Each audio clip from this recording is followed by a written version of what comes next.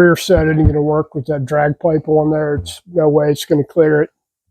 It would have to be sticking all the way out here on this right side because the pipe runs right over here. I was planning on making a 2-into-1 anyway. I'm going to have to make the 2-into-1. I'll do the rear set first, get it set right. And I'll do a 2-into-1 with a collector down here. I like to run the pipe up, so I'll run a megaphone up this way somewhere, and I'll worry about that when I get to it. Anyway, I like to start off. I ran out of plexiglass. I'm not driving all the way to the store to get any, but I got this nice thick sheet of cardboard here used for a template. I'll do the cardboard first. Just get them out off of these 2 bolts here, this bolt here, and probably these 2 with spacers behind them. But we'll get to that when we get to it. Once we're doing this, we're just kind of eyeballing right now. I'll shape it, like anything, the pattern-wise, you might do 2, 3, 4 different things. If we go right there, we don't need to be too far down on it. Right on the edge here where this big bolt goes. Our length needs to be, we know that we need to be at least center of our pivot shaft to the center of our peg is 1.875 for support. So go back to this passenger peg hole on swing arm there. So if we do 12 inches in length there, close enough. And height wise, we only need to be, we actually don't need to be all the way up there. 6 inches in height. Stock master cylinder, so it's probably going to go maybe right about there somewhere. So we'll just say we'll start off, we'll do that at 8 inches. If you're really tech savvy and and drafting and all that, it'd be a lot easier to do this. So we're doing it the old-fashioned way. A couple 3 times to get it right. We do it a couple 3 times. We've got AutoCAD or Fusion 360. You probably a hell of a lot easier doing it that way than this way. Truth is, it'd take me longer to learn how to do it than doing it this way. Then again, too, once you learn it, you know it, as long as you keep on top of it. So we're still probably way too tall on that. I'm going to cut it down a little bit more. I don't need it to be quite that high. Once we do this, we can cut our little shapes or whatever in there, and probably cut this thing part of the way out here, cut this off, and probably cut a circle in here around the sprocket cover. I'm not going to take this off yet to do it. Okay, I'm going to. I'm probably just going to drill that thing out so I can set it up on there. As far as this bolt and this bolt there, I know where these are. I got back here, make sure I got this enough on the back, or if I need to move something around here. Yeah, it should be good enough. About 2.5 inches there. Go back a little bit more. Gave us there.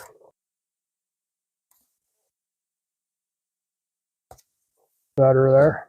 Do this shit in cardboard or some other form of material that's easy to work with. I'll use cardboard because I got plenty of cardboard. It's almost 3 inches, so we got plenty of material at the back here.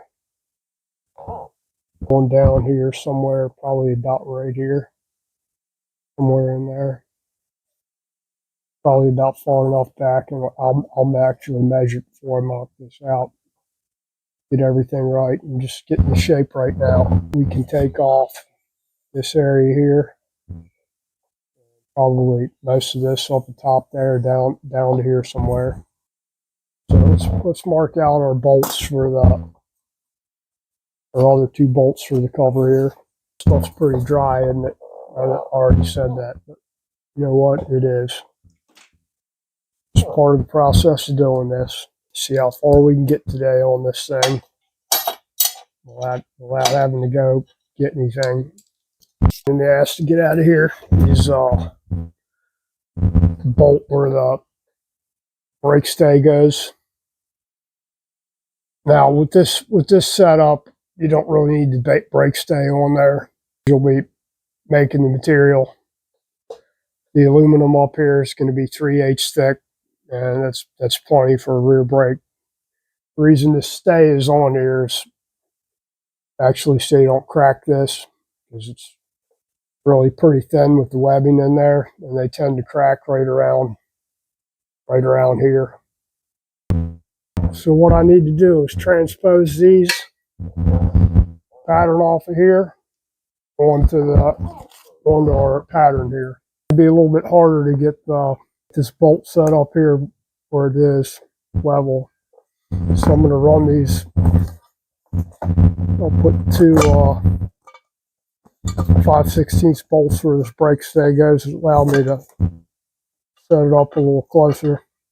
Set us up there. So I can transfer punch. Be good enough on those. I'm going to run a drill through these. See how close we are to that. Remember not to drill into your leg or hands here. Now we should be able to take this back off and have everything line up. There we go. That's pretty good right there. Just need to do our spacers back up under here. And I'll do those once I get more laid out here. Okay, that's our center line for the pivot shaft right there. Or just about. I'm actually going to drill a hole in here for 1.875. Excuse me.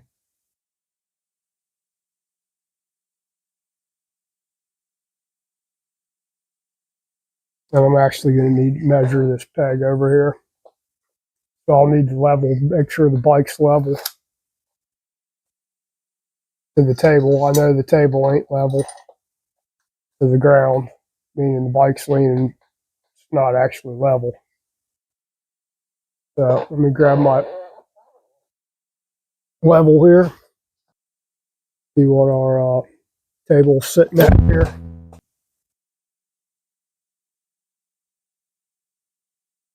We're about 1 degree off at 1.1 degree. So if I stick this off the brake disc over here and then compare it to the table. Okay, so I need to go this way slightly and then check it. And that's pretty level right there. So now I need to measure this left peg so we can get the right peg the same height off the ground. We are at 12 and a quarter to the center line of the foot peg. And that's about where we are right there. So from the center line of that, we know we need to go 1.875.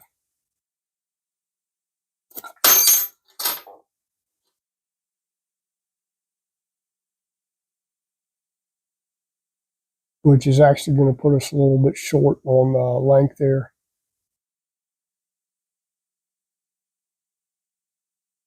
For a hole for that. Well, let's see what we got here. We might need to go, might need to move it back or add probably a little bit to it over here. We'll see.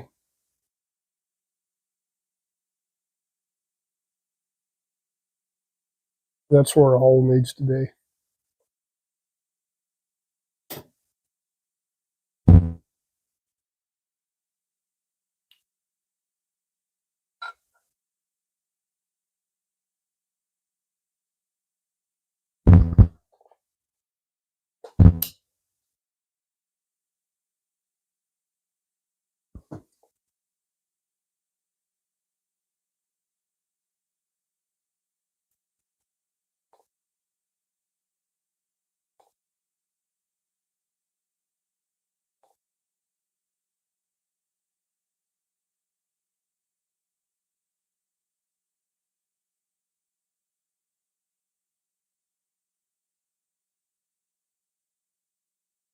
Okay, so no, that's not going to work.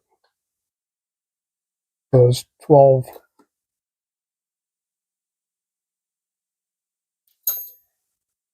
and a quarters right on the edge of this thing. So we probably need to go maybe a ½ inch longer and a little bit lower down here. We'll just transfer this to another piece of cardboard and see where we're at. We'll make it a little bit longer and a little bit lower. All right, so our second piece of cardboard here, which should be a lot closer now.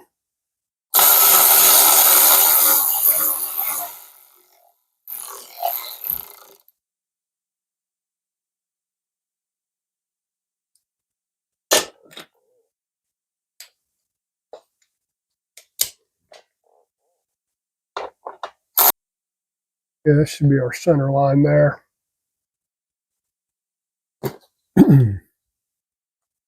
We know that we need to be 12 1/4 off the platform here. Okay.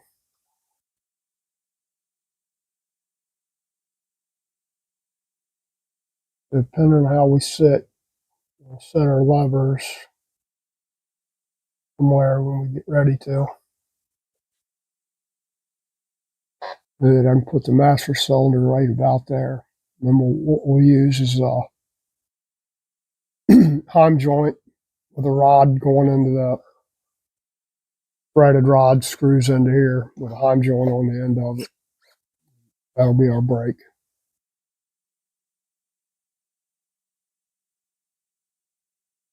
I'm just going to put a mark on here now. Well, that's probably about where we want it, right there. And like I said, we'll probably have to move this peg out a little bit. Well, it'll be farther out because the material's thicker. But we might need to go an inch out on this thing, like on the left one over there. Let's see. This is just our first shot right here. And since we're doing this out of 3/8, we'll be able to thread directly into this with bolts through the master cylinder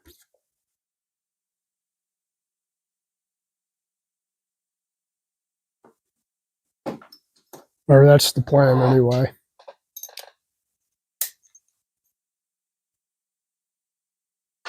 Then we'll be able to trim a lot of this off of here. Oh, you get the idea anyway. Then we'll be able to take off all of this up here, way over here. I don't need all the extra material. Got the basic shape anyway. All right, let me hop up here and see where the peg is at, whether it's good or not. Can't put any pressure on it, but we'll be able to tell where we're at.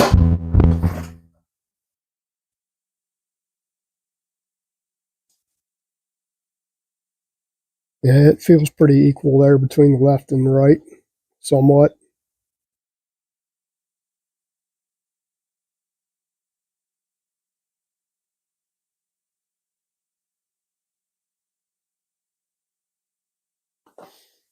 Let's trim this thing up and transfer it to some harder material so we can actually tell where we're at.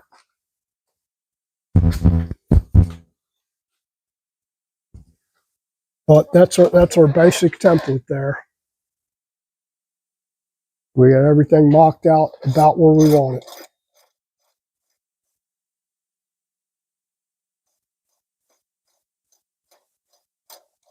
Like I said, I'll be using 3/8 plate on here.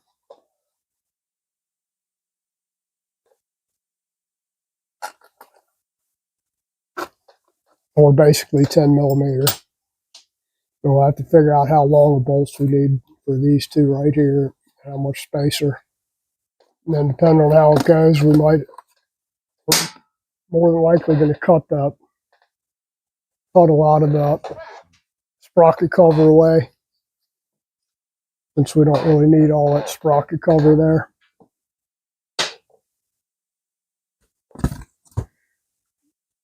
But we'll do that once we actually get to making this thing out of aluminum. We'll go out whichever way we need to go.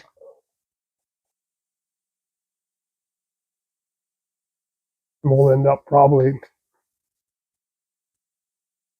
we'll see how it goes. I'll end up cutting probably most of the top of that off right there, leaving this section here. And I don't know about this yet. I'll probably leave it, maybe. Don't know. So I'll probably cut this off. And, well,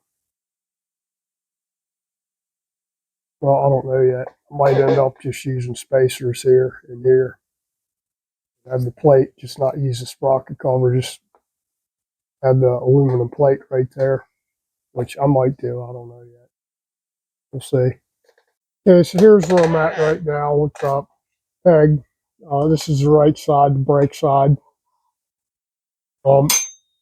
That pipe's not going to be there. It's going to be out of the way. So this peg here will come out probably about an inch, maybe more, maybe it should be right about an inch to help line up the master cylinder, which is going to be in the vicinity of right here, pretty much in that general vicinity. I just ordered the aluminum a little bit ago for both sides. Ordered 2 sheets of plate there, 3/8 or actually 10mm plate, so slightly more than 3/8, a little bit thicker, but good enough. And we'll go from there. Need to order some tubing for the header, some U-bends. If I'll come down here and bend around and then go down around the front of the timer cone and then back down here and put it into a collector, and then run the pipe back up under the shifter here. So the pipe will actually come down, collector will come down here and then back up this side over here. Probably not that high, probably about right in this angle here. Something like that. We'll see as we go along. Depends on how much pipe I got. I know I can't, I don't want to go up here, really. That's kind of a pain in the butt because you gotta kind of tuck it in here, really, keep your leg off of it. Then you're going to get heat on the oil tank right there where it's just easier to run a pipe down underneath there. But anyway, that's where we're at. So I'll order that stuff. Well, I actually already ordered it. I don't know when I'll get it. That's our shift side there. I've already got the plate to make the tack mount with. I'll just have to get started with it. Trying to get everything ordered here. Still waiting on my shift fork for the shifter and whatever we're going to do with the tank. Not really worried about a tank right now because I've already got a tank. It's got a big dent in it. But don't really care about that. And got to finish up the front fender there. And my little seat hoop back here, and we'll be good to go. Overall, it's turning out pretty decent looking for a wrecked up Sportster with a lot of miles on it. But had good bones, as they say. Got to do a few more little maintenance items on it. Really, that's about it. We're like to thank everybody for watching, subscribing, all that stuff, and send me some pictures of your bikes. I'd appreciate it. I'd like to see what you got. We'll go from there. Everybody take care. Have a good weekend coming up here. I know it's only Wednesday, but weekend's coming up. So take care.